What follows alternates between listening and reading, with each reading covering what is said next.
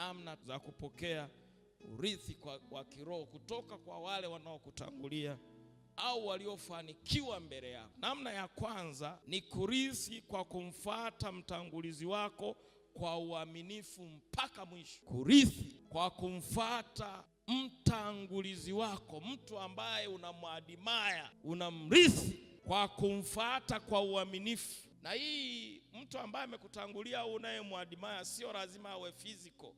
Kwa hata mtu aliye mbali unaweza ukamfuatilia, ukamsikiliza, ukasoma vitabu vyake, ukaifuata roho yake, ukaufuata wito wake, ukapata urithi. Kwa kurithi kwa kumfuata mtangulizi wako au mtu unayemwadimaya, mtu unayemappreciate kwa uaminifu na kwa nguvu zako zote mpaka mwisho.